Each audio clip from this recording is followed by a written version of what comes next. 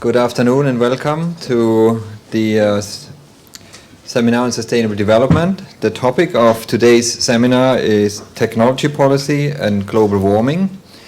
The seminar will be led by Richard Nelson, whom I will introduce in a moment.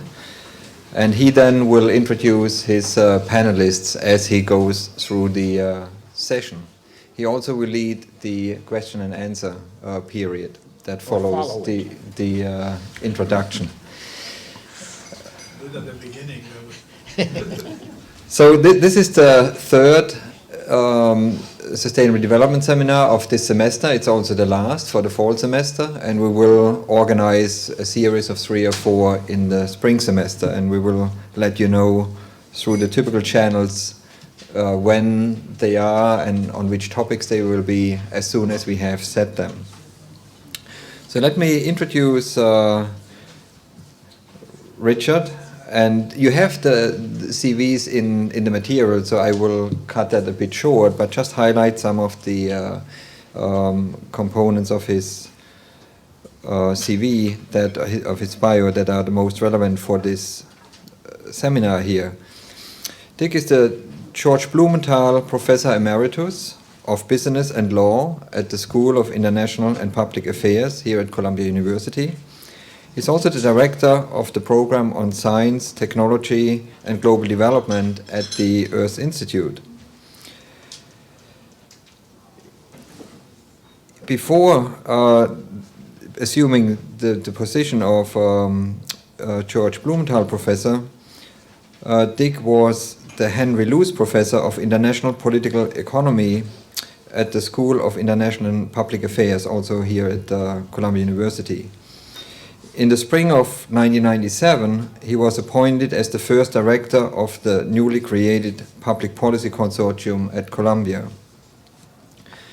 Dick's research has concentrated on the processes of long-run economic change, and he had particular emphasis on technological advances and the evolution of economic institutions. That is reflected in some of his publications, which carry titles such as The Sources of Economic Growth, The Sources of Industrial Leadership, or An Evolutionary Theory of Economic Change, among many others. Dick holds a BA from Oberlin College and a PhD from Yale University, and he went back and forth between these two institutions before joining Columbia.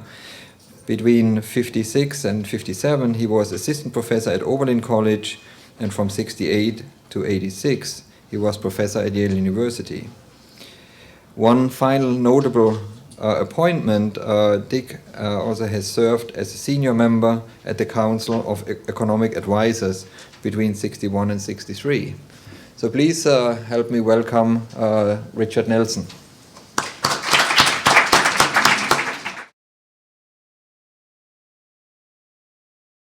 It is a pleasure to be here, and let me say at the start that the 4 of us who are on the panel have done no coordination at all, and we therefore ought to have a quite freewheeling discussion, particularly when you guys get into it, and I'm looking forward to that. As Peter indicated, I did my graduate training long ago in economics. But right from the beginning, I was interested in understanding processes of long-run economic change and development, both in high-income countries like... This does better? Yeah. High-income countries like the United States and Western Europe and increasingly Japan, and developing countries. And that interest very quickly oriented me to trying to understand the processes of technological advance as the key driving force behind economic development. And that in turn has gotten me into issues relating to science and technology policy. I've wandered sufficiently broadly in this type of direction that many of my original brothers and sisters in economics don't recognize me as an economist anymore. And I think that's just fine.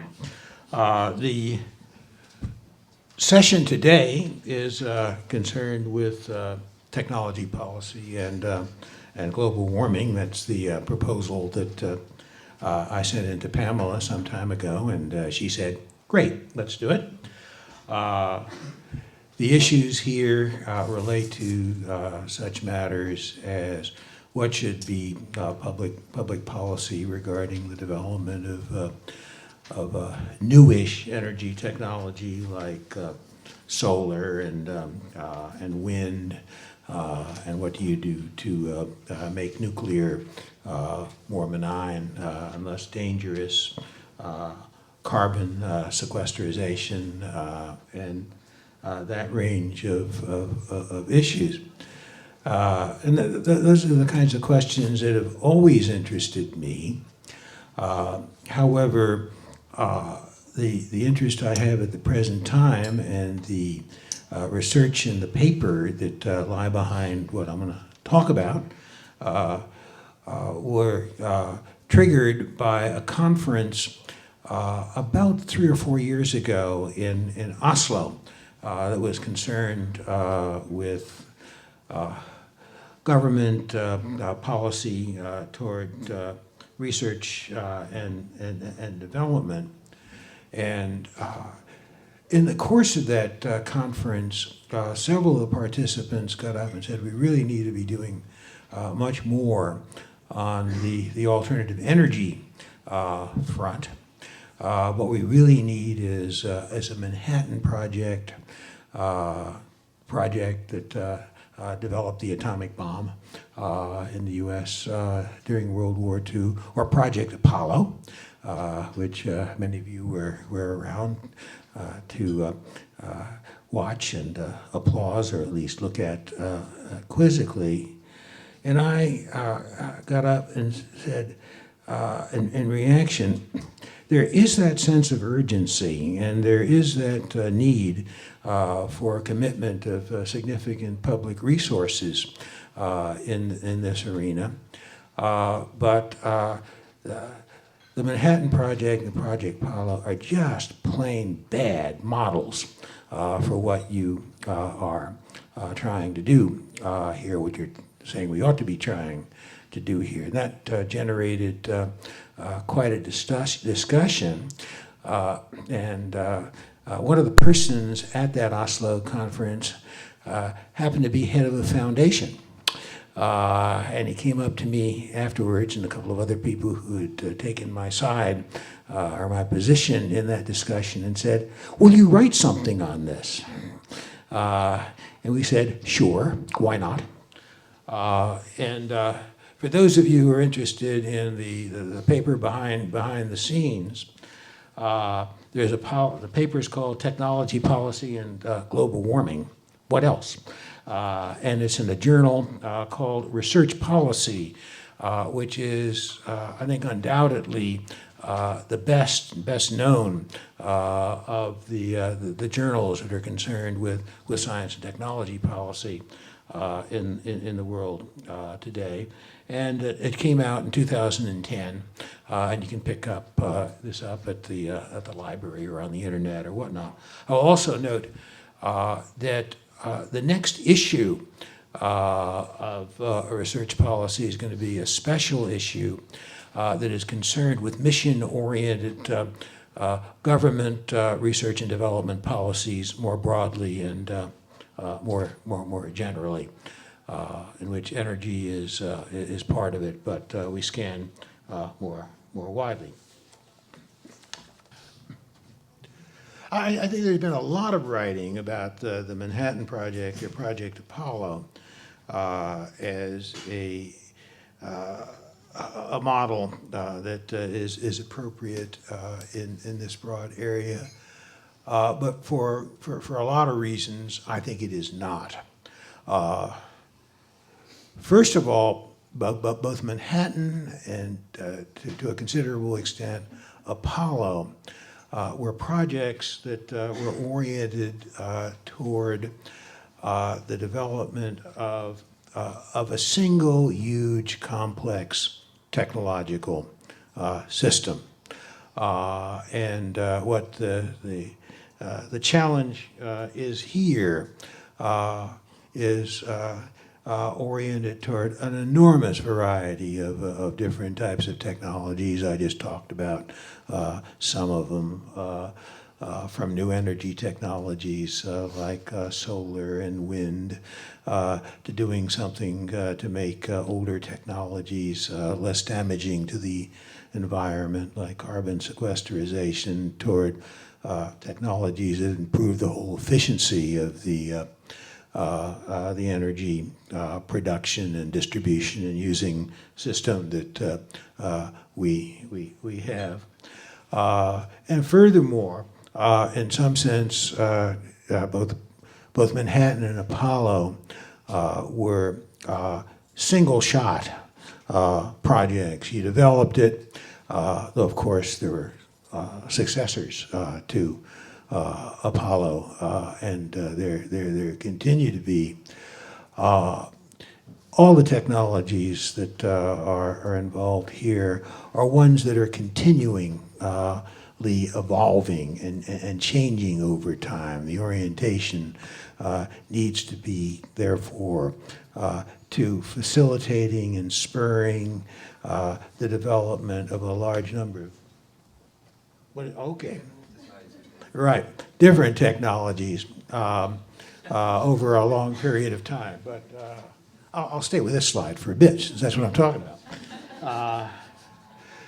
Another extremely important difference is that in the Manhattan Project and Project Apollo, the government agency that essentially funded and organized the work was also the single user of the technologies in question. These were public sector technologies rather than technologies that would be used broadly in the non-governmental sector, and in both cases a considerable amount of interaction, therefore, in the design of the project, intra-government, or in both of these cases, the technological community was much wider than just those who were involved in the government. But it was basically these were inside jobs, whereas the technologies we're talking about in this arena have a very wide range of different users from different kinds of companies and different kinds of industries, to you and me as households, to regulatory authorities, to whatever. Most of them private parties rather than government agencies.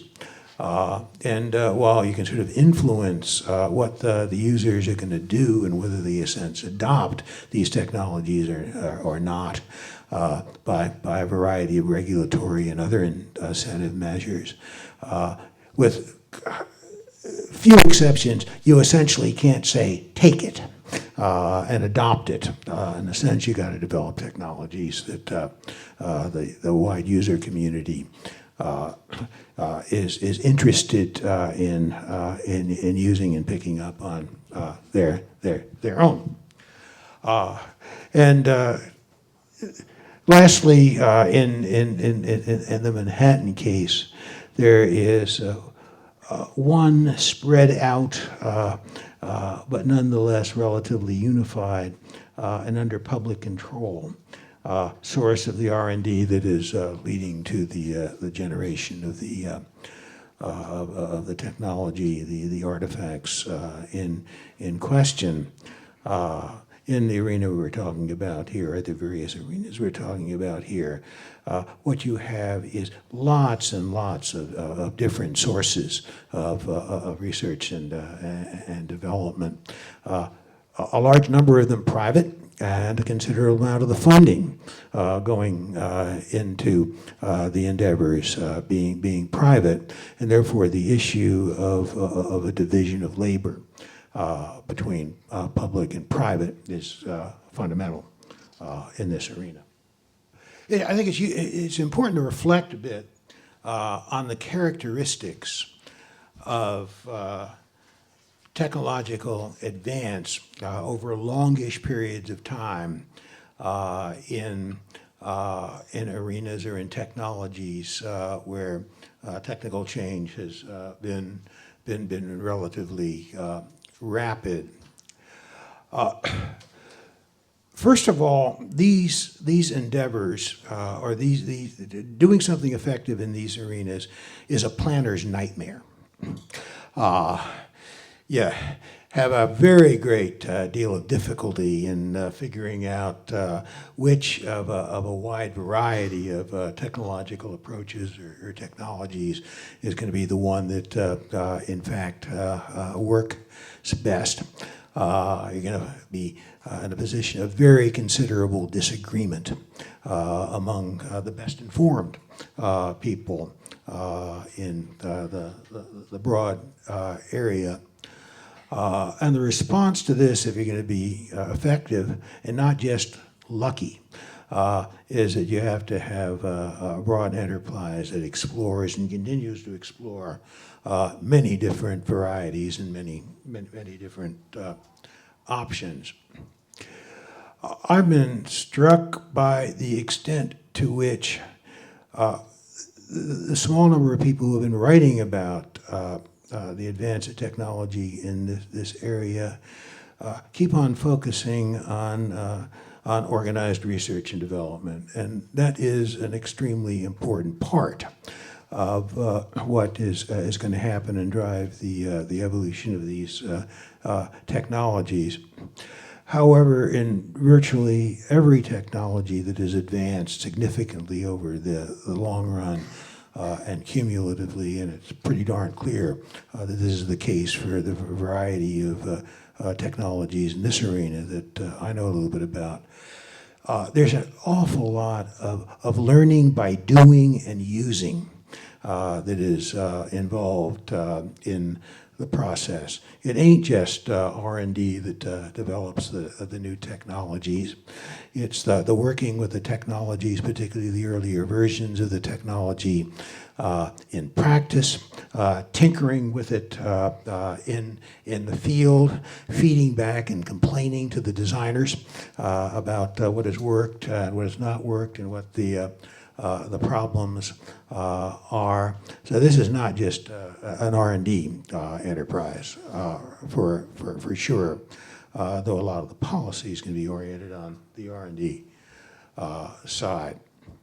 The whole process is going to generate a continuing advance in know-how and broader, deeper knowledge behind the know-how.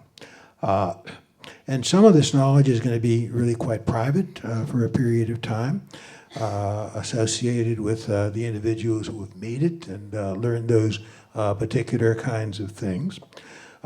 Some of the knowledge that's created is going to be patented.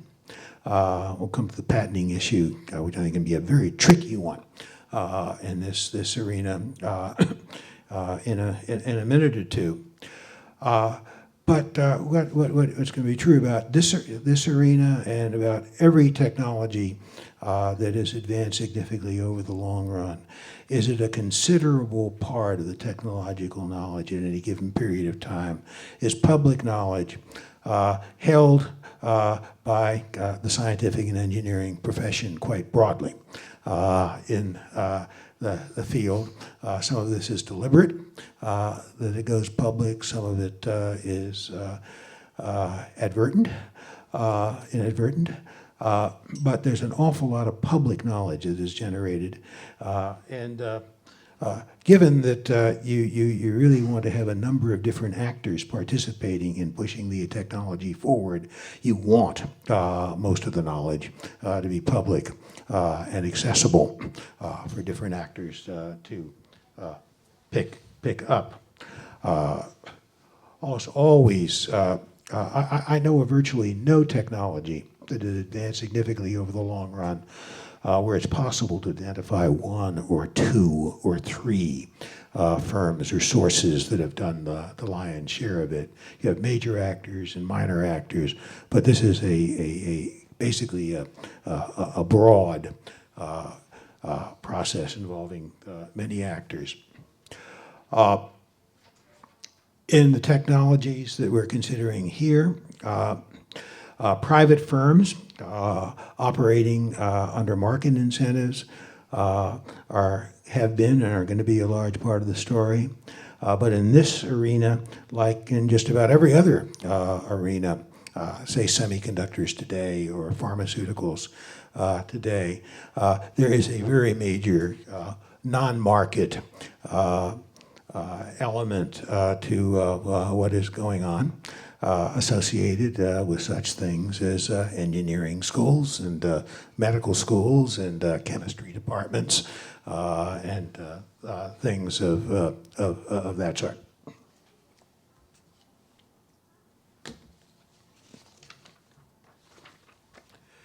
In that paper, it didn't.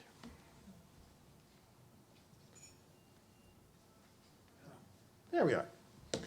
And this is a short slide, and I'm going to stay on it for just a short period of time. But Bobin's going to pick up some of it in a minute. In that research policy paper, my co-authors and I spend quite a bit of space at least sketching out three broad arenas in which, in the United States and the United Kingdom, there have been major government public R&D support programs playing important roles in the advance of a variety of different technologies that aren't very good models in themselves, but at least broaden the perspective on what government programs are like, can be like in arenas like this beyond the Manhattan Apollo model. We spend quite a bit of time on both agriculture and on public funding of biomedical research. And Bhavin is going to talk a little bit about the latter of those. Both of these programs are heavily oriented toward the research side, as contrasted with the development side of new artifacts and technologies.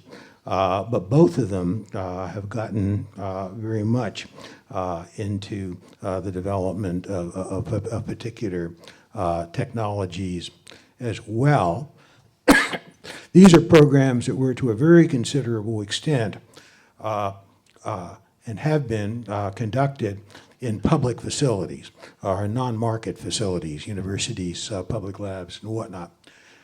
The Department of Defense endeavors over the years that ended up helping to generate things like the internet or developing information technologies more broadly and more generally, had the character that a lot of the endeavor there has gone on in private business firms. And that certainly is going to be the case for policies oriented toward supporting the development of technologies in a number of the areas where we're considering here. But if you want some more detail on what these other kinds of programs look like, read the research policy paper, and there are a lot of footnotes and references that go beyond that.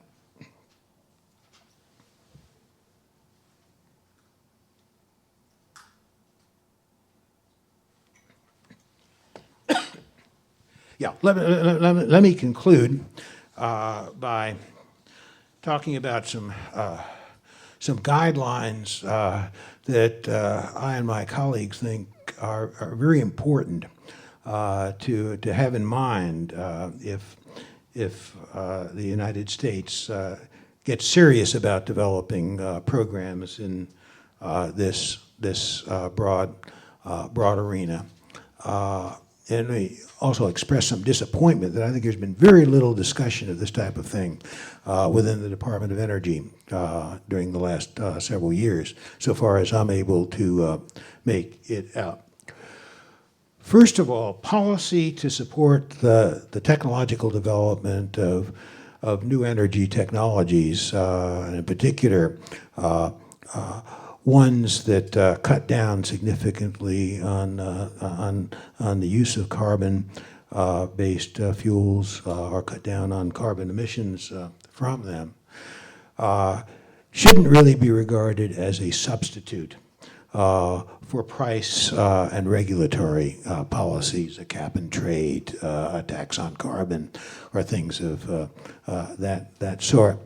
Among other matters, to go back to a remark I made a few minutes ago, these new technologies are going to have to win their way through private acceptance and purchase and use with other technologies that are already out there.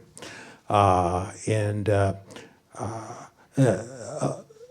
reasonable policy in this area ought to involve a mix of, on the one hand, making it much less privately fruitful and profitable to use carbon-emitting technologies intensely, and on the other hand, make alternatives to that look more attractive and cheaper. I think in the U.S., most of the other countries I know about too, there is the real issue of how much centralization and decentralization you're going to want to have within the government structure itself. It's very clear that in the U.S., the Department of Energy would love to have total control of the whole enterprise here. And there's some real open questions as to whether that's a good idea or whether you want to spread it out more broadly. And we can talk about that when we get to the open session. A lot of that has to do with the role of the national labs within the Department of Energy system and the very great power of the national labs politically, both within that system and more broadly. The issue of division of the turf between programs that the public supports and programs that are essentially left to support by private industry is a fundamental one here. I flagged this one earlier. This is a very different kind of a set of issues than ones you saw in the Manhattan Project or Project Apollo. As in both agriculture and in biomedical research, as Bobbin may or may not pick up, there are real issues of, on the one hand, private industry and private clientele arguing strongly for particular projects that they want the government to fund, and on the other hand, fencing out or trying to fence out public funding and public support for different types of programs, even while there is a good argument for having the public in it, in large part because the publicly funded endeavor might undercut their ability to control what was happened and their position of market power in it. And as I observe here, the simple notion that the government ought to support research and industry ought to support development is too simple, and we can pick up that and discuss it too. It's clear that a program in this area is going to have, like the Department of Defense program, it's like NASA, a significant fraction of the public resources going out to industry for work. And that's where the expertise is, and that's where the development of the technology is going to go on. And that is both necessary and something that ought to be dealt with very, very cautiously. There is the issue that you probably don't want to have government agencies forced to or jumping in to make decisions regarding what are the technologies that are going to be the appropriate ones in this area or which ones not, until you've really developed the alternatives and found that out. And there is the issue of funds going to private firms, raising the financial interest of industry in the program. And this is a program, kind of a program where you want industry involvement and advice, but the last thing in the world you want is industry takeover of the endeavor. I mentioned earlier, I think a real tension in programs like this is the extent to which intellectual property rights are going to snarl up much of what goes on. And again, we can discuss this later. I think there's a very real argument for keeping the patenting involved in the endeavor under relatively tight control and having broad public access to most of the technological knowledge that comes out of it, though of course there can be an awful lot of protests about that. We could have a whole session on the international issues associated with this, but I've run out of time. Done.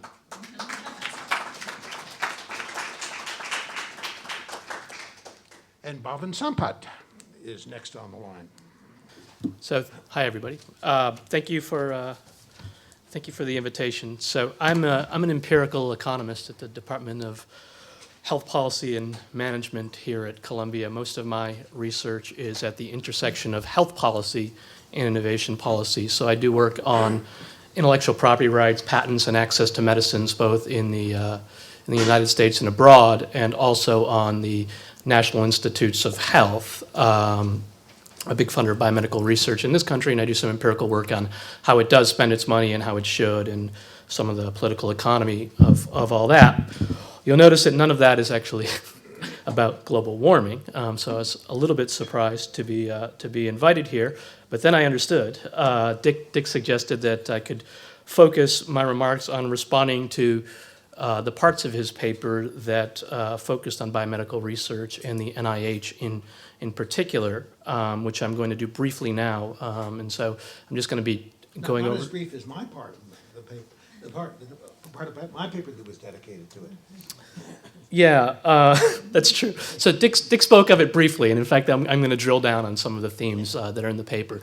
But I should say that in general, I'm going to react to some things in the paper and try to be provocative in a few places as well. But I should just start by saying that I really like the paper. It's typically Nelsonian.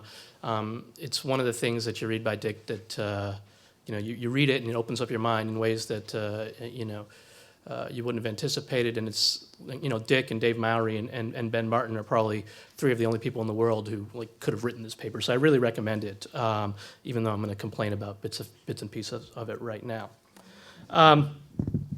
So the moonshot. So Project Apollo, the moonshot, and the Manhattan Project. Important sort of important milestones, certainly historically, and they sort of captured the imagination of individuals out there, as well as in the science and technology policy community. I was reminded when I read this paper of a Jerry Seinfeld routine on the moonshot, where he argues that the world would have been a better place had we not put a man on the moon, since basically now everything is compared to that accomplishment. And he does, in his own way, speculate that if we were unsuccessful, then people could say, I don't have a coffee maker that can make me good coffee. No wonder they couldn't put a man on the moon. But back to my day job. More seriously, I do wonder, and I'll come back to this, how much of the moonshot metaphors and the Manhattan Project metaphors are really about program design when people evoke these, or as opposed to just some symbolic notion of we need the political will to do something here. So what Dick is doing in his paper is saying that the program design of the Manhattan Project is not appropriate for thinking about the range of technologies needed to combat global warming. And he does a very good job of that. I'm not familiar enough with the specific policies proposed, but I wonder the extent to which these are just invoked for symbolic appeal rather than really. But as promised, I now want to explore further some of the themes that the paper raises about the NIH, the National Institutes of Health, in particular the political economy of the NIH, which at least rhyme with some of the more broader themes in mission-oriented R&D in general. And the reason that it's worth talking about is because, as Dick suggested very briefly in his talk, the NIH is put forth in the paper as a model of where things work, or where there's a lot of elements that are working that may be adapted to the global warming context. So for those of you who don't know, since Dick didn't have a chance to talk about it, the NIH is the National Institutes of Health. It's the largest single funder of research in the world, the largest funder of research excluding development in the United States federal government, and has bipartisan support that's unrivaled among government agencies. Sometimes people refer to it as the jewel in the crown of the federal government. In Dick's paper, the NIH is offered as a qualified success story from which we might draw lessons for global warming. One, because they argue that it demonstrates the value of basic research for generating outcomes. And second, it demonstrates a model or provides a model of generating political support and funds for basic research that's relatively kind of isolated from downstream considerations. So to quote the paper, it says that the focus of the NIH on basic research is based on the premise that the key to dealing with diseases is better scientific understanding, and this premise is broadly accepted within Congress as well as within the biomedical science community. So this is, I think, one of the reasons why it's characterized as an effective agency. What I want to suggest now is that it's actually a bit more complicated than that.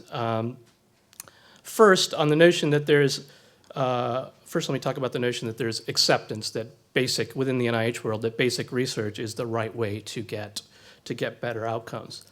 I think that is in some sense true, but as Dick knows, and I'd like to draw out a little bit more for the crowd, beneath the surface, there have actually been lots of tensions over this point that occasionally have bubbled over into contentious debates about whether relatively untargeted basic research or more specific applied activities are in fact the best route to improving outcomes or health outcomes in this case. So the NIH's mission is science in pursuit of fundamental knowledge about the nature and behavior of living systems and the application of that knowledge to extend healthy life and reduce the burdens of illness and disability.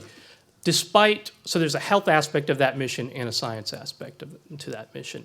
And despite the sort of general popularity of the agency, throughout its history there have been real tensions between the health and the science aspects of its mission, with the scientific community traditionally emphasizing the fundamental knowledge aspects of the mission, and disease advocates, Congress, and sometimes taxpayers generally more focused on the health aspects. And NIH directors have really walked a tightrope there, trying to balance the two. So there's this story, probably apocryphal, that the National Institutes of Allergic and Infectious Diseases, it was formerly called the National Institute of Microbiology, until one senator came up to the director and said to him, "Whoever died of microbiology?"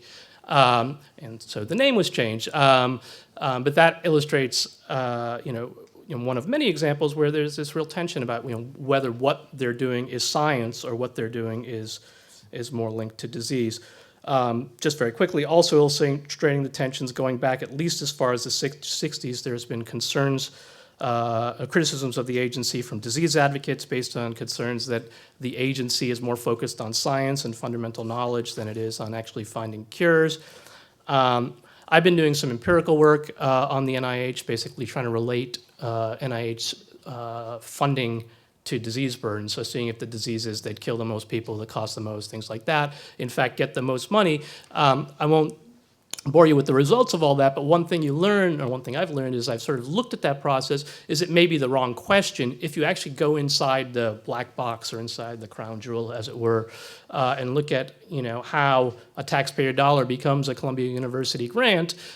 There are actually very few points in that process where health or outcome considerations are actually front and center. The agency is by and large the bread and butter of the agency is investigator-initiated research that's funded via peer review based on scientific merit.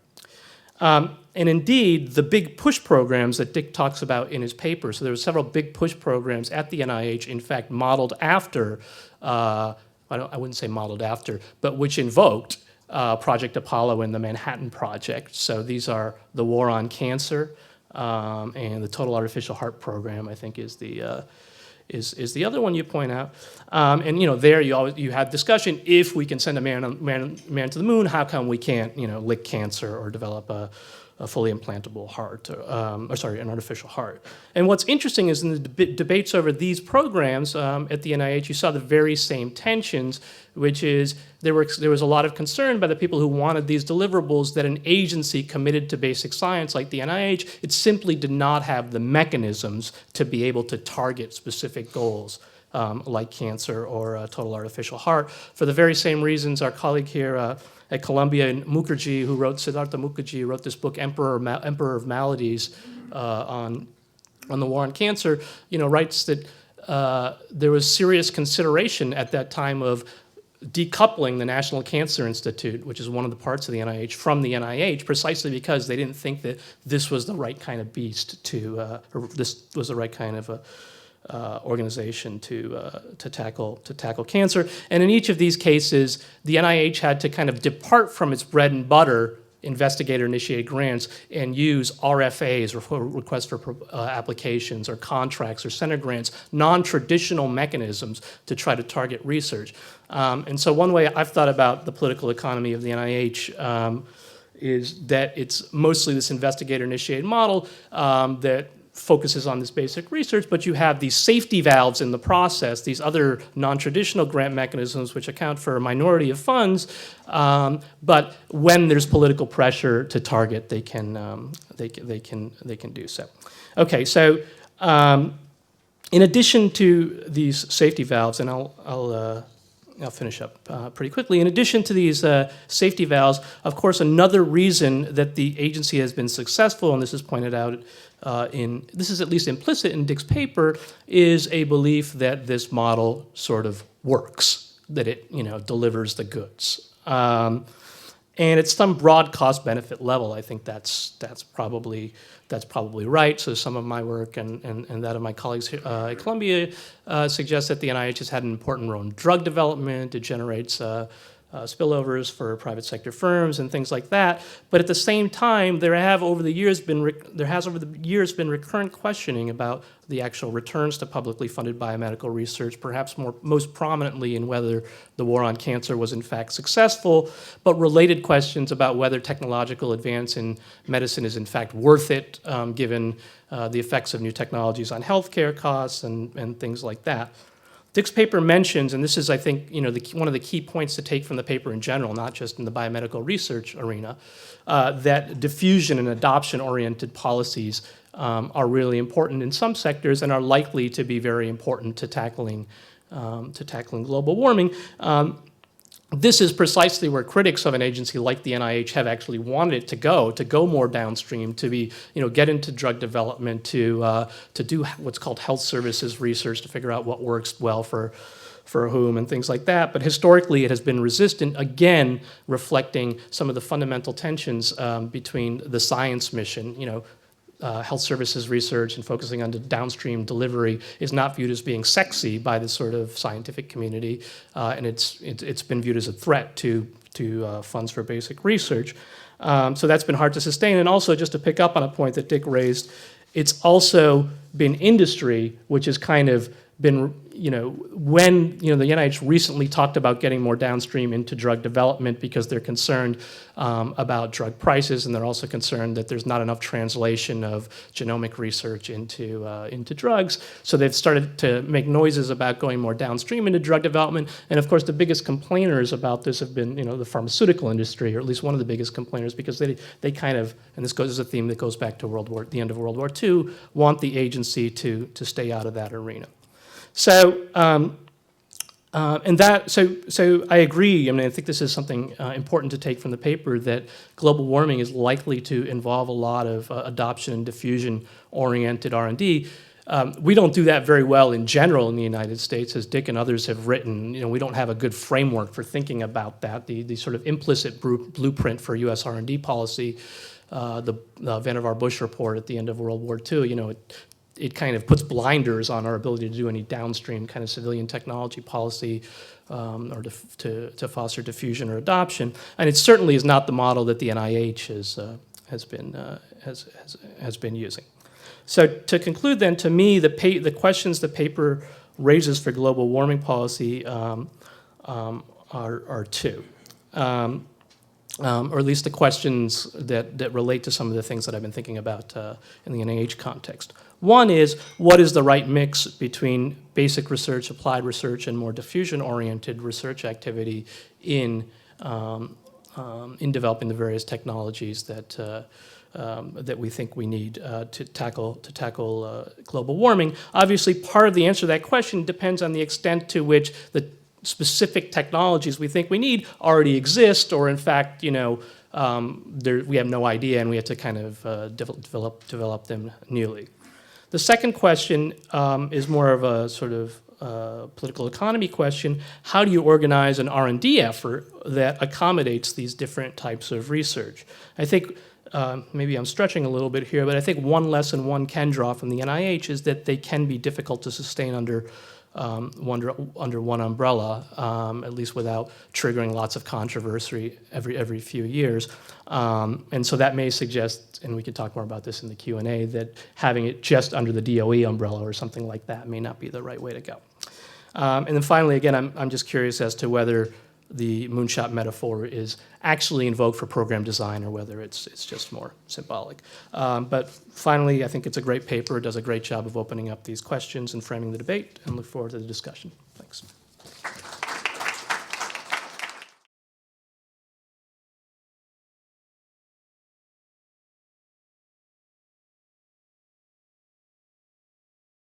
I'm going to come at this from a slightly different angle, which is kind of, if the technology is the sell side of the market, I'm on the buy side. The issue of what we do in terms of urban areas. The New York City subway system opened in 1904. In the year of 2011, for the first time in the history of the system, through all kinds of storms, all kinds of events, world wars, it never shut down. In 2011, during Irene, it shut down, and we talked about, the metaphor was dodging a bullet. I guess that's because we have a Second Amendment. But in 2012, the subway, for the first time, the subway system shut down, and we in fact didn't dodge a bullet. Another way to think about this is on October 28th of 2012, global warming finally happened. It finally became real. I mean, it's not that it hasn't been real for those of us in the Earth Institute, and certainly people like Klaus Jacob have been talking about this for years and years. But all of a sudden, this became real, and people began talking about it in a new way. And the new way, what was interesting about Sandy, and it's such a benign name for such a horrible storm. Sandy, what Sandy did was, Sandy was a democratic storm. I don't mean that in the Republican Democrat. I mean that in the sense that rich and poor got hit. When we talk about New Orleans, we talk about the Ninth Ward, we talk about poor people, but in this storm, all of a sudden, rich people, middle-class people, everybody was walking around with flashlights. So I just have a few pictures. This was Lower Manhattan on October 29th with the subway shut down. The capital of capitalism was shut down. This is Battery Park City also on the 29th. This is a picture of Staten Island on October 30th. I'm going to go through these fast. This is at NYU Medical Center, one of the top medical centers in the world, evacuating all its patients because its generators failed. It didn't have the backup capacity. This is the New York City subway. This is the South Ferry Station. Underwater, and underwater means that everything was ruined. You know, all the machines that take the fare cards, everything goes out. It isn't just water on the ground. And then, of course, by November 3rd, the federal government is giving out free gasoline, and this is Jamaica, Queens on November 3rd, and these are lines of cars and people waiting to get rations of gasoline. So this storm really turned a number of things inside out. And we have to, it's important to understand that as we talk about technology, because I'm going to argue that technology is seen as the solution, but just to remind you, it wasn't just us. This was Haiti, and this is Cuba. In other words, we focus on what happened here, but this is part of something larger and global. And the problem, let me put the problem in context. Starting around 1950, a second wave of massive urbanization begins to happen in the world. By the middle of the century, we're going to go from 1950, when we were 70% urban and 30% rural, we're literally going to reverse it in 100 years and be 70% urban and 30% rural. What's also been happening is that, in fact, the CO2 concentration is going up. Now, correlations aren't causation, but they are complexly related.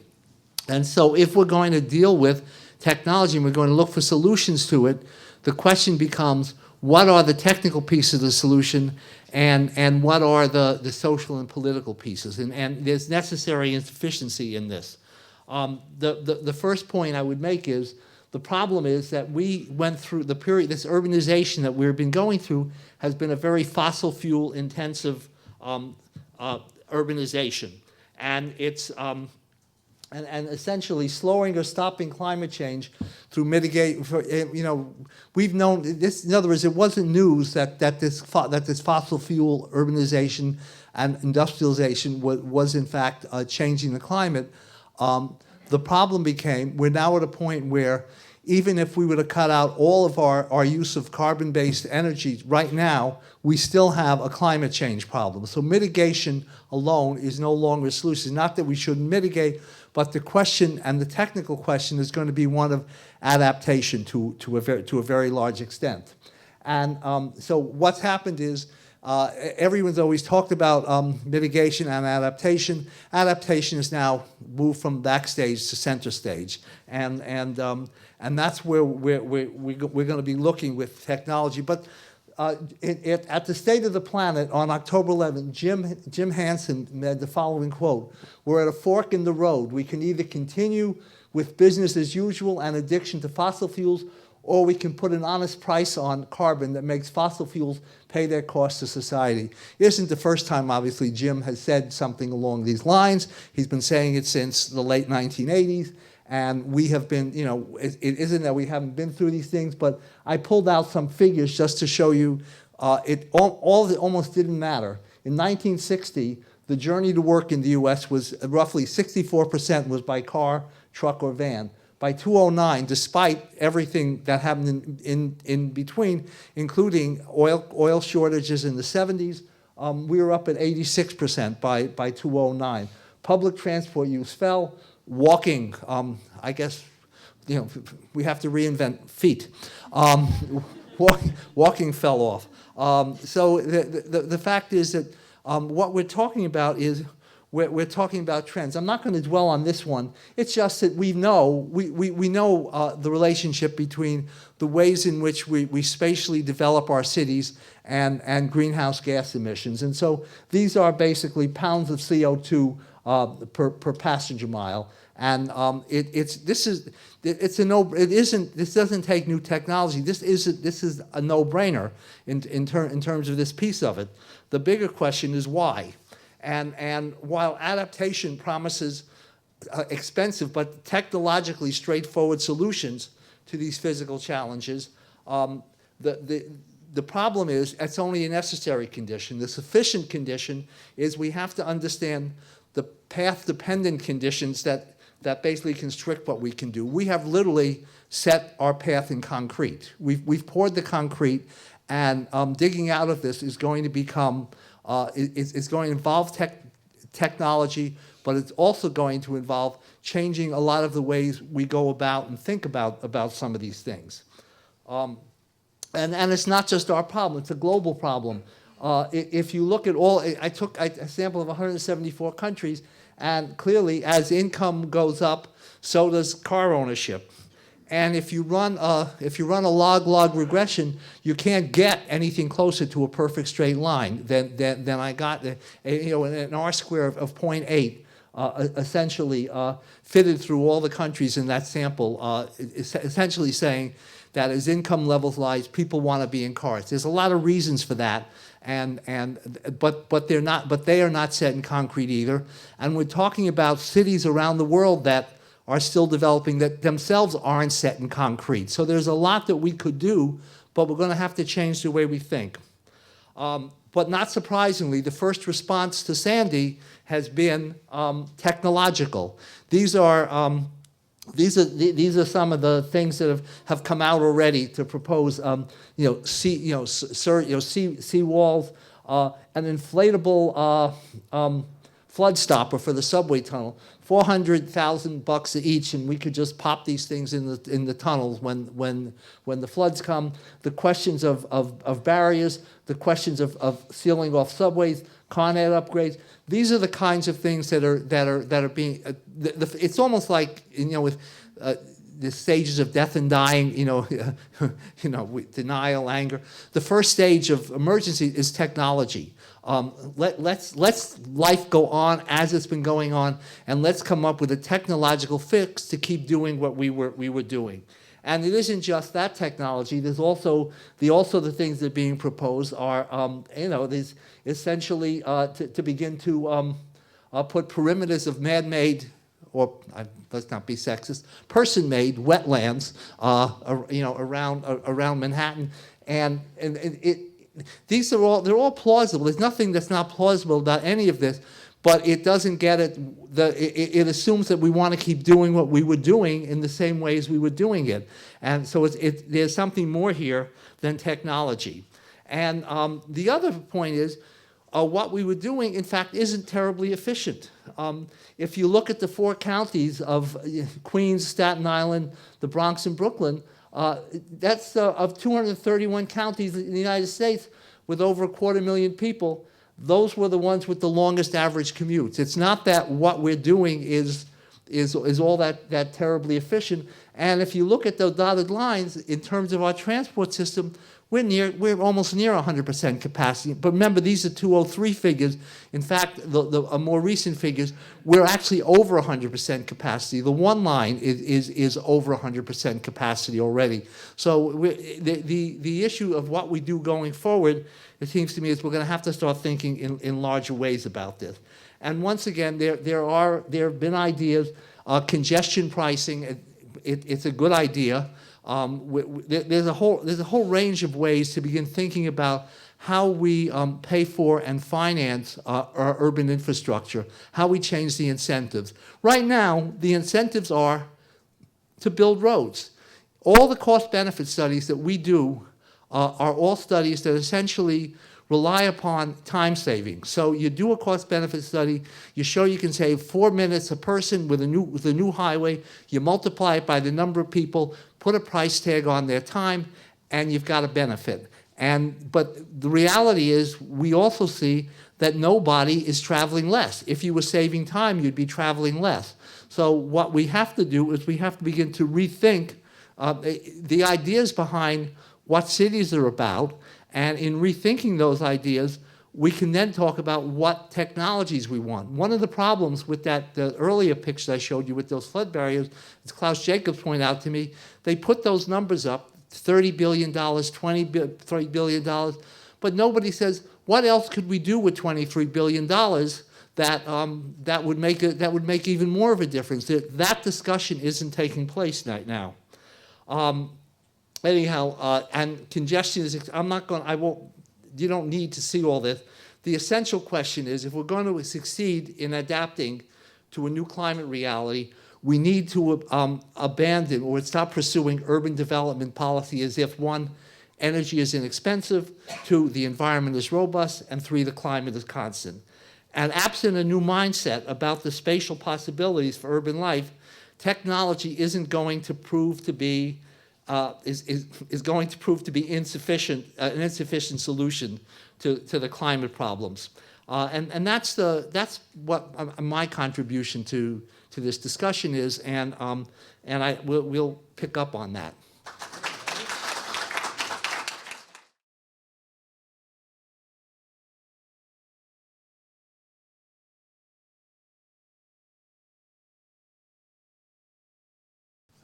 Thank you very much for setting the discussion. I will agree with what Dick Nelson started, that the solution is not going to be one technology or one thing to do or a Manhattan project, which, by the way, my department contributed to the Manhattan project, the centrifuging of uranium right here in the campus. But I will follow up also on Elliot's presentation, which showed the problem. And I will just pick up on one problem and one technology that can only solve 3 or 4% of the problem. And I think the solution would be both this reducing use of fuels and walking more or whatever it is, as you will see, and also using technological solutions. I don't know, this is the last slide here you put in. I don't know how it happened. There it is, okay? So, can managing the global garbage be a climate stabilization wedge? That gives me an opportunity to get into this discussion. And I will give you some facts about this one particular problem. So, excuse me for concentrating on this one, but it's illustrative of many others.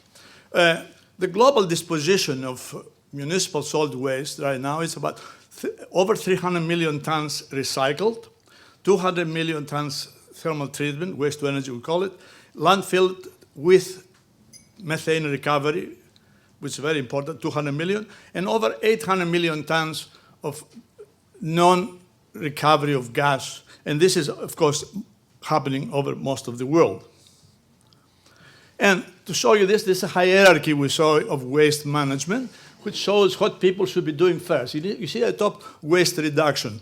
It's the most difficult to do. I'll tell you why. Because the United States per person generates twice as much waste as the Japanese or the Dutch, the Germans, many countries who live just as well, but somehow they produce half.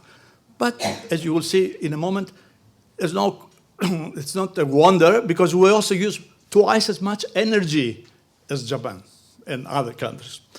And the two go together. So you can see here the hierarchy, what you should be doing. Recycling, composting, and then you see in the middle there waste to energy, and then different kinds of landfilling. And unfortunately, the lowest one, and sanitary landfills, is the majority. I showed you 800 million tons. What's happening in some countries? Well, this shows the European nations, 27 nations, and also the US at some point there, you see, and we call this the ladder of sustainable waste management. In other words, the higher you go up, the more sustainable you are. what's the idea? Is to eliminate land filling, because land filling entails the generation of methane, use of land, and greenhouse gases. I'll speak about that. And you can see Japan and Singapore at the very top. US is about 2/3 or a bit less, 3/5 of the way. And we've done the same with states, because I'm called, and my colleagues several times, a few times, to appear before legislatures of New Jersey or Maryland and so on, where they're discussing this waste management and greenhouse gases. And so here we have the states, how the states rate. And you can see at the very top, you may be surprised, it's Connecticut. It's the best state in terms of combination of recycling, composting, and waste to energy, and reducing land filling. And at the very bottom, you see it's Alaska. So, talked about the global picture, then we have 1 billion tons of a year. This is recorded, when the cities actually record it, because there's a lot of waste which is thrown behind houses and whatever it is, rural areas that don't bother at all even collecting the waste. So there you have 1 billion tons a year. It generates 50 million tons. If you left it alone, it would be 50 million tons of methane. Methane multiplied by 21 or 25, the potential greenhouse gas, you get about, out of this 50 million, only 6 million tons are collected, 44 million tons, which comes to about 920 millions of carbon dioxide. It's about 3% of the global gases. And since I mentioned the US before, the US is the world's biggest landfiller, 25%. We also use 25% of the energy, but they're doing a very good job in the US with regard to collecting gas. 50% of the gas is the landfill gas is collected. So this, at least, we do well on that. A few facts that in 1997, the Earth Engineering Center was co-sponsor of a global warming international conference here at Columbia. At that time, they were talking about external extreme events, but we didn't think we were going to see them so often and so big as the last one we saw here in 1997. So by now, the writing's on the wall. Sandy was mentioned, and you saw the picture. I mean, it's amazing what happened, the destruction that happened, 200,000 cars and so on. And I personally believe it's due to human influence. When I was teaching transport phenomena to chemical engineering students, you take a furnace chamber and you can show that the radiation in a furnace is influenced by the carbon dioxide concentration. I mean, there are formula for that. It's a fact that you use it in calculations. But people still are denying that we have had some effect. So can technology help in some way? So here this comes to this particular technology, or let's say, issue. In 2004, Pakula and Sokolow, Professor Sokolow is famous, is somebody I wanted to have at my department as a chair, but some people at that time opposed it. He is too soft science, industrial ecology. Anyway, he has gone on to head a very major energy center. And they introduced this concept of stabilization wedges. Now, let me tell you what these are. Oh, before going that, some other people from New Jersey, so they showed, and the article is there, you can find and read it, that the combination, suppose you were magically to increase global recycling to 46%. Right now it's about 18%. Increase global waste to energy to 36%. Now it's about 10%. And decreasing landfilling to 18%, to 18% from 75% would result in a wedge. Now, where's the wedges? Oh, here are the wedges. I'll show you the wedge. It would result in a wedge of reducing carbon, not CO2 emissions, but 1 billion tons of carbon. That's what they found out. Now, what is this Sokolow concept? It's a very simple one. This shows what happened from 1950 to 2000. in emissions. By the way, if I showed you copper production, you would see the same effect. Copper production between 50 and 2000 went like that, straight line up, every material. So these are the historical emissions. And if they continue, the expectation how they will continue, if we continue doing the same things we're doing. And an alternative is to have a flat path. You can see that flat path at 500 parts per million, which is higher than what we have now, but at least it would be a more reasonable kind of stop than going to 850 if we don't do anything. And the next slide shows that this triangle, the brown triangle, it's equivalent to 16, no, the production of carbon at that time, the generation, would be 16 billion tons versus 8, so it's double. So I say, okay, suppose we take this triangle and we divide it into 8 wedges. You can hardly see them here. Each wedge would be 1 billion tons of carbon. How can we do it? And Sokolow and Pakula, they went ahead with saying if we did the change from, I don't know, from, let's say, gasoline cars to electric cars and so on, there are many of these wedges, 8. You need only 8. The idea was that instead of looking at the big thing, let us cut it down into pieces and treat one piece at a time.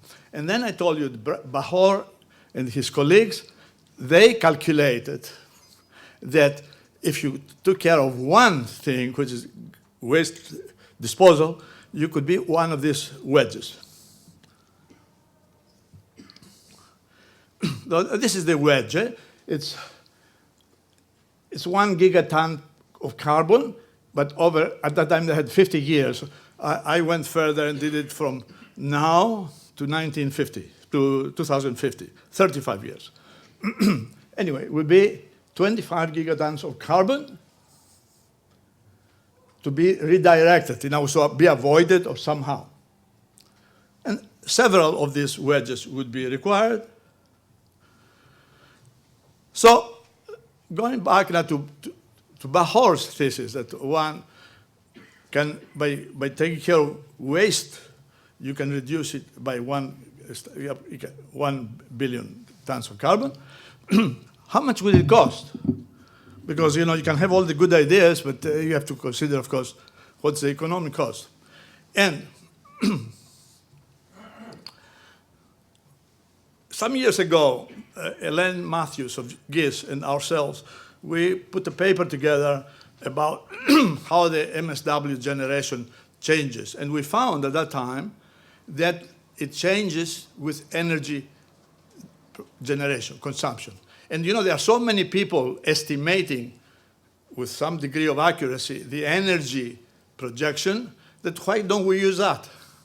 The waste is more difficult. How do we know what's going to happen here and there? But the energy projection, we know. And I will show you a graph now that shows that the energy consumption is projected to increase. I have here the projection of the Energy Administration of the US until 2011. They have it. And I extrapolated, you see the blue line there, to 2035. And then I compared what is you can see that from 400, at the year that we had the last estimate of waste generation, has gone from 500, it's going to 1,000. So double, it will double by 2050. So that gives us a fix on how many tons of waste will be generated. So we generate right now about 1,500 million tons, 1,500 million tons. Recorded, this is recorded. So by 2050, it would be 3,000 million tons. Then we say, okay, how can we deal with this? I showed you before the hierarchy. One is recycling. Recycling presumably will cost the least, because you don't need to build too many plants. Landfilling costs more. The most costly is waste to energy, because you need to put plants that generate electricity, that recover metals, that have a very strong control, stringent control on emissions. So it's the most expensive. So I wanted for this, I did this exercise for this meeting to say, okay, if we take the 3,000 million tons and the 38% that Bahor said it should be 38% capacity, or let's say waste to energy capacity, which comes to 1,002,080. And we have 200 million tons already. Here we're talking about an existing technology, which, by the way, was the premise of Sokolov. He said, technologies that are already proven and existing. And if you look at his wedges, that's what the technology. No technologies have to be developed and dreamt. They are here already. Some of their energy conservation and so on and so forth. So if we take the 1,280 and we subtract the 200, we have 1,080 million tons that we need capacity by 2050. It's not going to be cheap. You saw some billions mentioned there, but if we were to increase the global WTE capacity by 800 million tons, I estimate, and actually we estimate because my students are studying in different countries, capital costs, like in China, much less than in Europe and much less than. So if you take an average value, it's about $500 per annual ton capacity. So you see 440 billion tons. Of course, that would generate electricity. And the electricity, if you take today's cost, it's $100 per megawatt hour. So it would be 44 billion. So you can see it's about 10%, that particular thing. It pays part of the cost. Of course, here we don't include the carbon savings and so on, but you can see the carbon savings would be 880 million tons.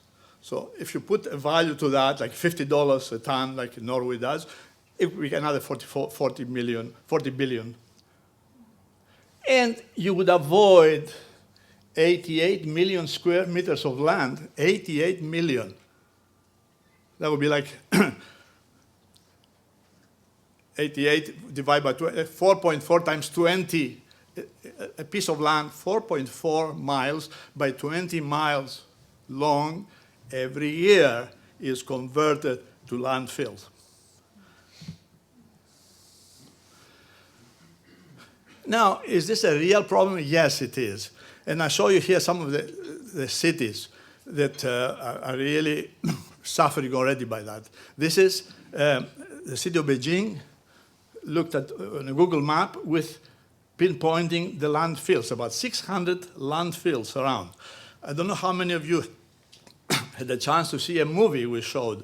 It's a documentary by Wang Juliang, which was showed at Davis Auditorium last year, and shows the problem. So Chinese cities are already suffering from unprecedented landfilling, but fortunately for China, to come to the kind of a happy ending, shall we say, the national and regional governments have started to provide the answer. And what they figure the answer is to increase recycling, but a massive increase in waste to energy capacity since 2000, the year 2000. Now, this seminar is technology and policy. I can tell you, you cannot get technology any place without policy.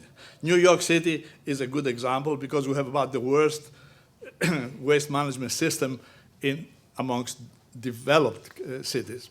But it doesn't change because of policy and because people who have different ideas.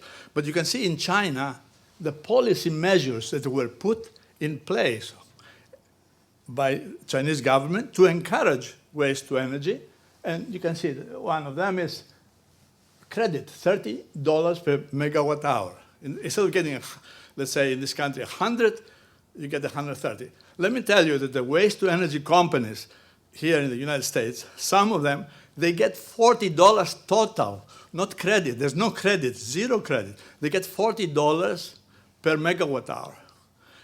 New Yorkers are charged, you know what you're charged, over $200 per megawatt, but that's how these companies get paid. There are no policies here, but in China you can see a number of them. I won't spend my time. This will be available. Anybody who wants this thing, this PowerPoint, you can have it. Various things that the government has put forth, even to the extent to saying to local governments to design policies that stimulate the avoidance of landfilling. This is the result. This is from two of my graduate students have worked on this subject. One of them is today here. What is the waste management in China? What's happening? We are very interested in that because China, of course, is a rapidly developing economy, and other countries like India and so on, where we're working, look to China.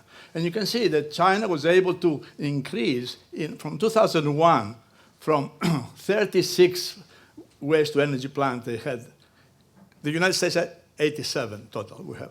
From 36 to 104 in a period of a few years.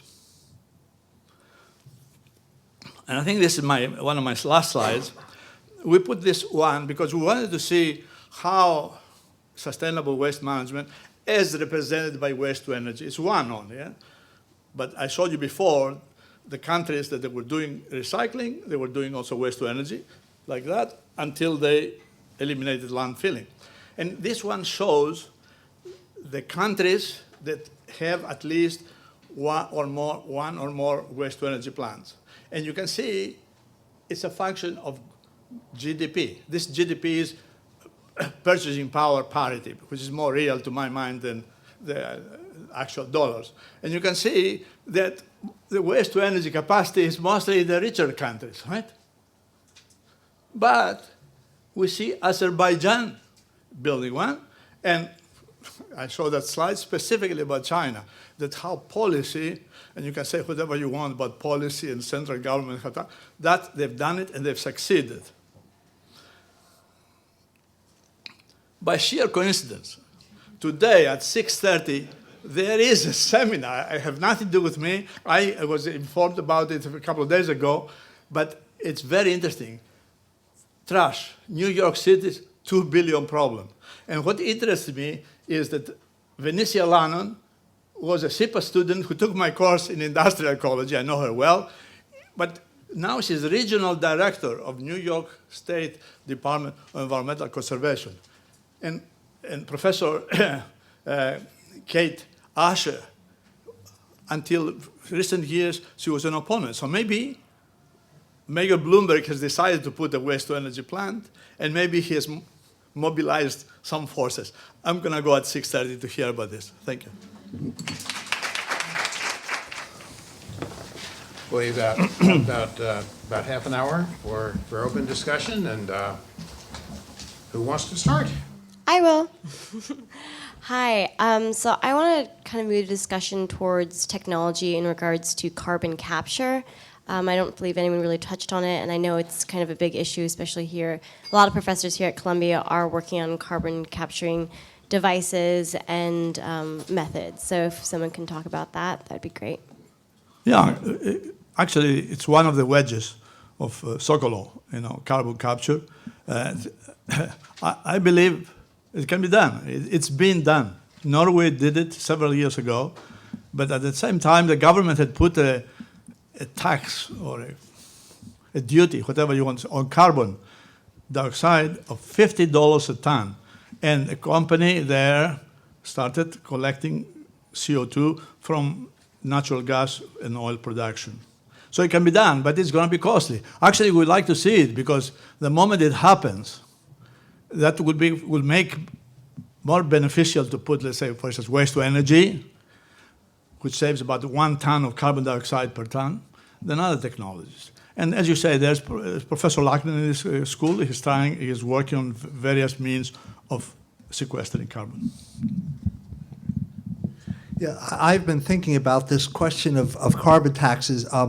As you know, all the debates right now in the country are going on about what the fiscal cliff and do we need to cut Social Security and Medicare.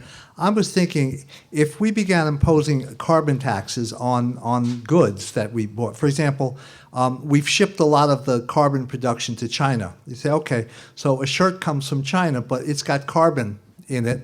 What if we started to put a carbon charge on everything and began to use that instead of cutting Social Security or Medicare?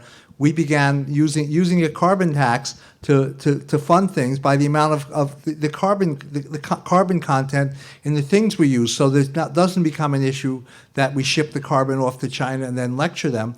We should perhaps split the revenue with them at some point. But I think we have to start thinking much more creatively about using things like carbon tax. I think they're a lot more straightforward than cap and trade to me, and they're more enforceable and they're more transparent. So yes, I'm for carbon taxes. Just a couple of comments and questions. To be a contrarian, number one, there is a carbon capture system in England, which an engineer developed just recently, which is being tested, you're aware of it, right? Taking carbon dioxide out, adding in hydrogen, and they get a clean gas, no emissions. So that technology is being developed as we talk. But as far as commenting from any of you, I didn't hear anything about the people being involved at the point source where we have to reduce and get the people involved in a general way in the population, rather than looking at the end like an emission coming out. How do we get people to stop buying? I think at this end of the table, we all think it has to be built into the prices that people pay for things, the social costs. There's carbon taxes away, but for example, what we do is I alluded to transportation, but we don't use mechanisms that incentivize access. We incentivize mobility. We have to rethink. But cities are about access; they're not about mobility. We have to think more creatively about things like that.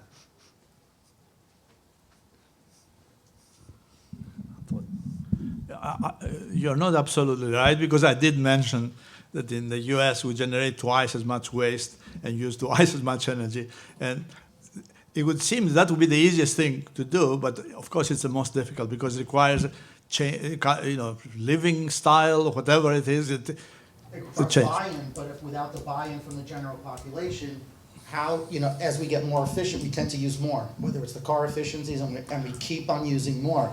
The concept being, how do you stop it at the point of beginning, not at the end? And I just didn't hear anything about, the Apollo, CCC, whatever these large projects we heard in the past. How do we socially, psychology, bring these people into play? Yes, Colin. Yeah. The economist. I'm not gonna say anything that has to do with economics, I don't think. Dick was my PhD advisor, so I kind of get kicked out with it. That reminded me a little bit of so changing people's behaviors and the way people do things is a hard thing to do. And I think that's what you were suggesting, is that the technological solutions aren't going to solve the problem, but we have to change behaviors. I will just say that just in an effort to make what I said a little bit relevant. This was the same discussion people had in the war on cancer, right? Which is whether you want a treatment or whether we want, and this has been going on for a while. And I think the argument there, I don't know if it's right or wrong, is that it's really hard to change people, but if we can come up with the kind of magic bullet technology, then we can that will be easier. Now we've seen how that's gone, and Dick has written a little bit about, and Dick and I have written a little bit about physical and social technologies, or physical technologies and institutions as different ways to tackle problems, and sometimes complementary ways. But I think in general it's a good point, but I don't think it's a panacea because it's hard to change people. Yeah. I'll make a remark on this, and I think Elliot, despite his appropriate emphasis on pricing of things that right now are not priced at all or too low, would agree that the basic issue is, in some sense, cultural, and in order to get a significant and durable change in the underlying behaviors, in a sense, you need to have the culture change to a considerable degree. And for those who propose that fomenting cultural change is a complete will of the wisp, I would propose that I've been living during the summers up on Cape Cod for something like 35 or 40 years.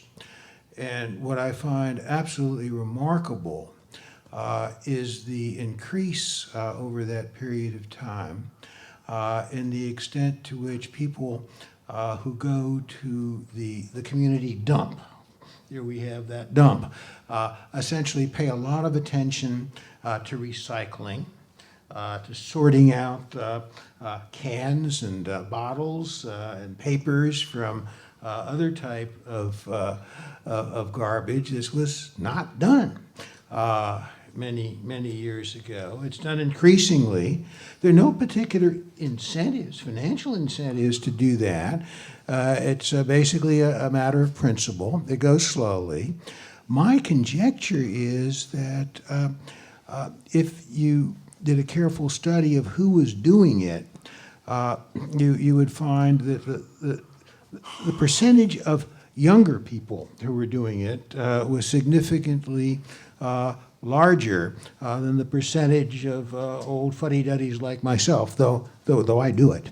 And in some sense or other, I think what has to happen here is a generational change that you're going to have in terms of the demography of it, and with it, a change in attitudes. And it does seem to me that, for example, the very presence of the Earth Institute as a major component of Columbia University is part and parcel of attitudes that and culture that is changing, albeit much too slowly.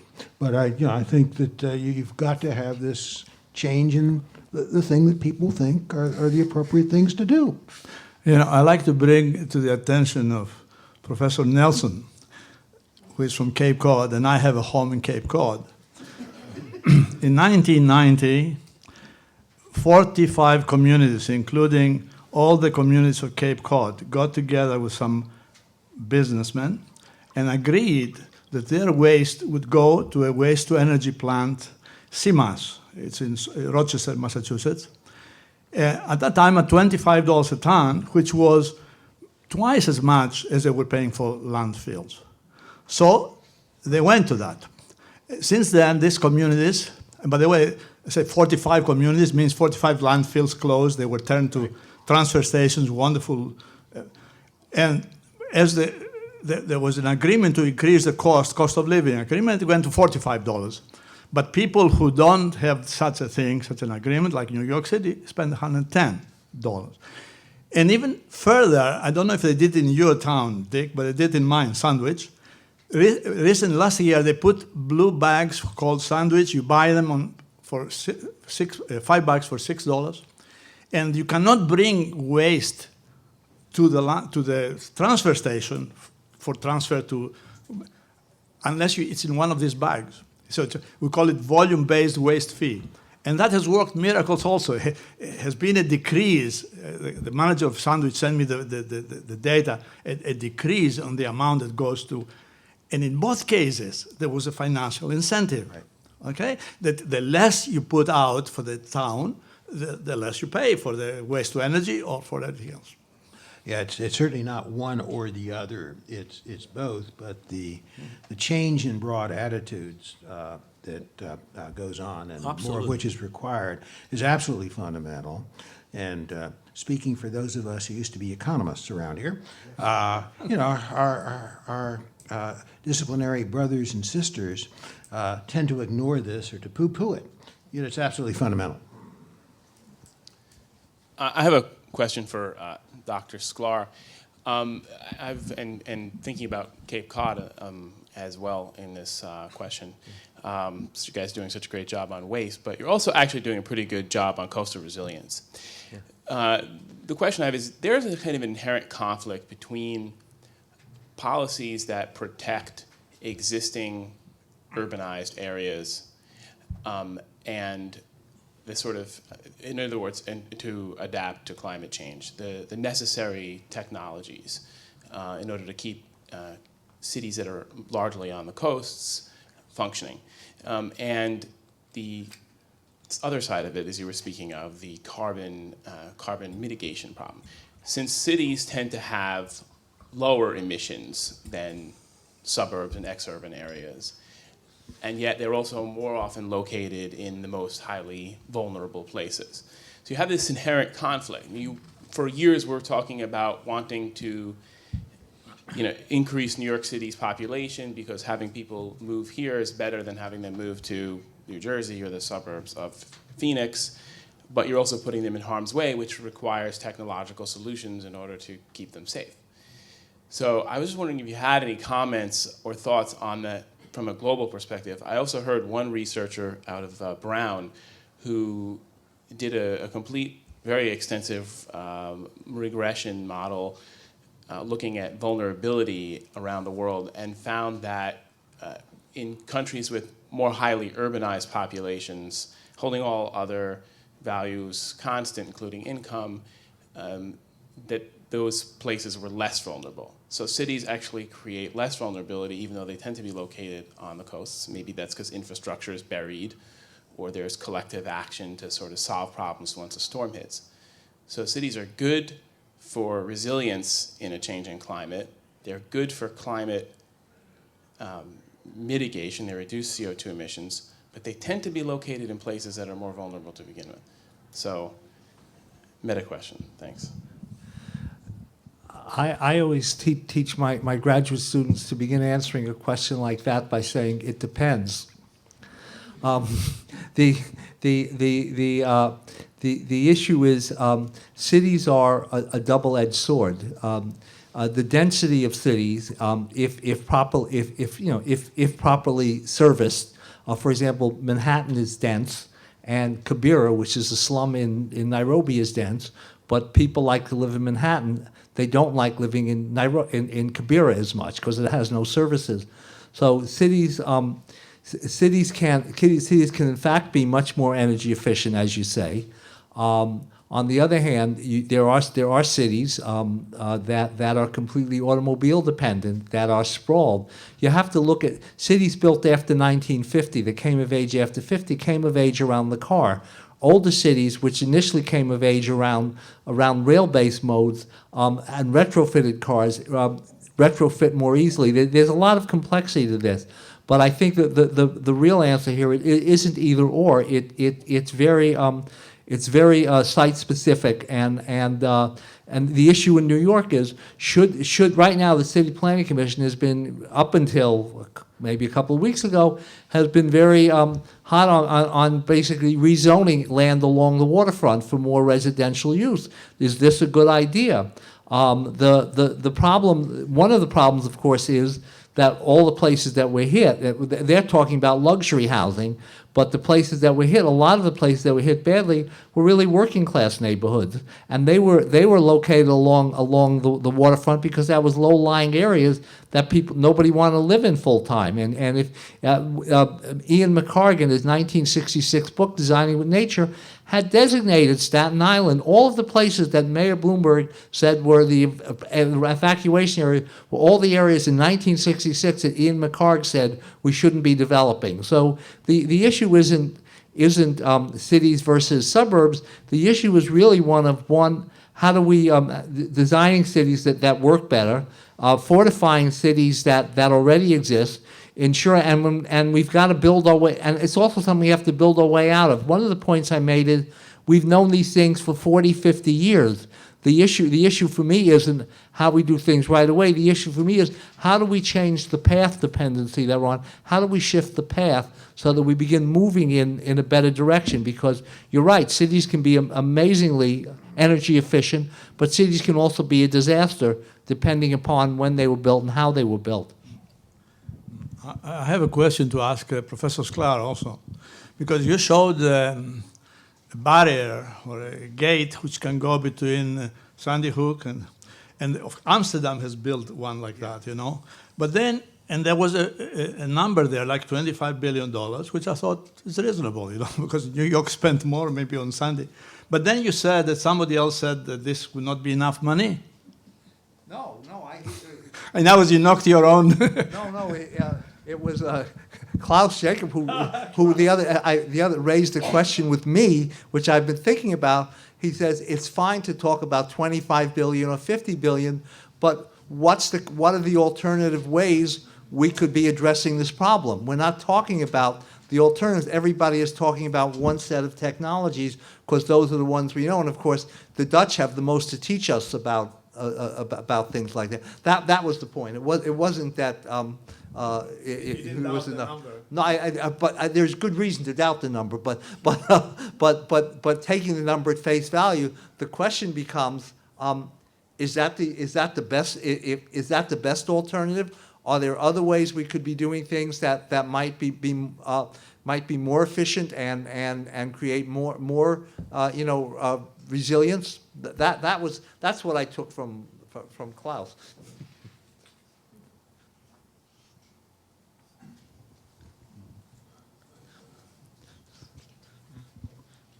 Well, kind of melding 2 points from Dr. Nelson and Dr. Sklar was, wouldn't that be more beneficial to have something like the Apollo project or the Manhattan Project to capture the public imagination a little bit in a multifaceted method to try to change behavior better, especially when our politicians can't even agree to something like the Kyoto Protocol when we're trying to have a carbon tax and have a global buy-in. It's just some thoughts on that. Well, this brings us back to Bobbin's proposition that the articulation that we need a Project Apollo or a Project Manhattan in this area may be to a considerable extent a statement that we have to do something big and exciting that captures the imagination, and I think that's right. And I don't think that following on your question or your proposition, I don't think we're going to have a major program in this area of developing the relevant technologies.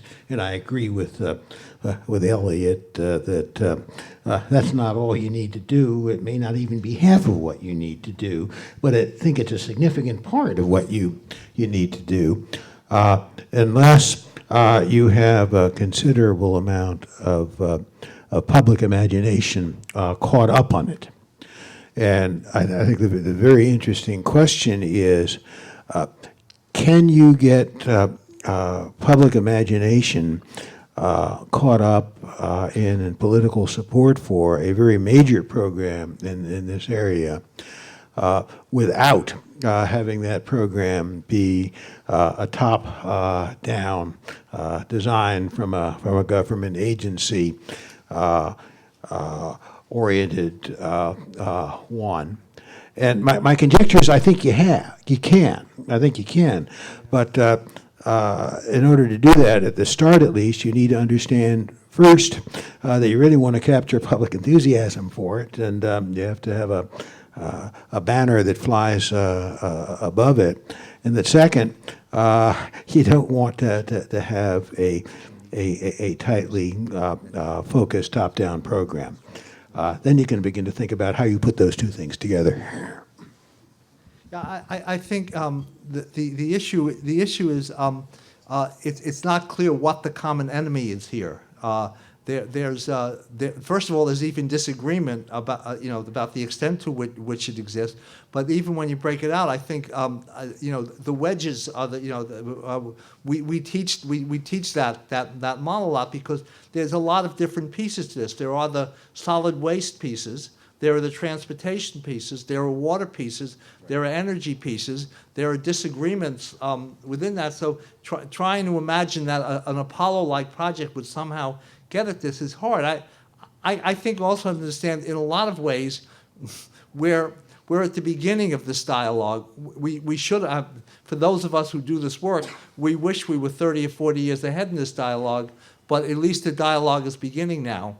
And the argument really from here on in, it's really got to be about mitigation, and it's going to be a lot more drastic than it would have had been earlier. But that's where we are right now.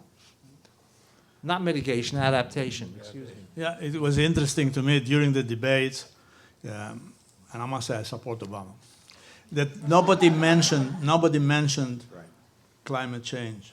But the night of the acceptance, Obama, having been in New Jersey, having seen the destruction there with Christie, he said, a catastrophic event.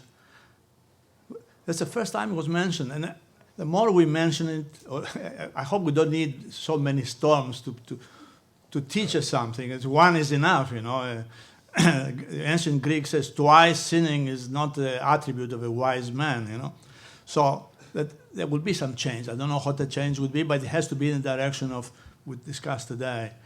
Technology measures, policy measures for wedges, carbon tax, gasoline tax. I mean, we're paying 1/2 of what people pay in Europe, for instance.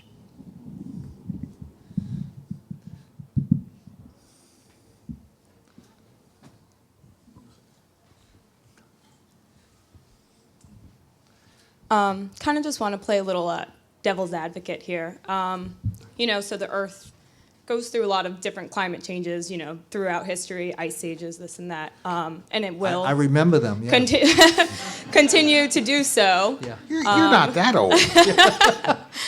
And in the grand scheme of things in the universe, I feel like humans as a species, I feel like it's almost, trying to play God. Who are we to, kind of change the global climate that we're on the trajectory of? And yes, I do agree that we are part of this issue, but I think it's more of us adapting. I feel like a lot of this, well, not necessarily I feel, but like I said, devil's advocate, spending all this money on, the climate's going to change whether or not we're here or not. And, let's go Darwinism, survival of the fittest. Let's put this money towards something else, like cancer. Well, it seems to me if all the climate was doing was changing and we had no control over it, then yes, adaptation alone would be enough. But the reality is that we also that the CO2 that we emit contributes to it. That's not so. The question becomes. If we can diminish the impacts by diminishing the amount of CO2. A couple of years ago, there were people going around parking lots in California and going up to big Hummers, and they were putting bumper stickers on the back, and the bumper stickers said, "I'm helping to change the climate. Ask me how."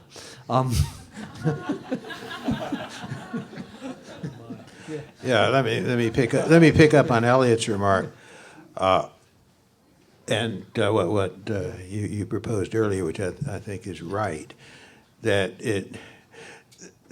the notion that we can go back to the good old days through policies on technology or pricing or whatnot look as though that was an impossibility maybe 10 or 15 years ago, and it certainly is now. And we're in a context where an awful lot of the dealing with the problem has to be coping with it and adapting to it. But we can make the problem can get harder and harder, and therefore coping with it can become more and more expensive and burdensome and traumatic. Or you can try to control the rate at which things get worse, and maybe aim for a ceiling on it. In which case, still the problem is adaptation. but you've made the adaptation considerably easier. So I don't think it's one or the other. I agree with Elliot. A lot of what's going on is that need to do is adaptation has to be viewed that way. We need to talk about that more. But on the other hand, that does not significantly play down the role of developing better attitudes and better culture in dealing with these things and better technologies. And I see a nod in the back of the room that is play. It is 6 o'clock and it's time to go to dinner. Thank you.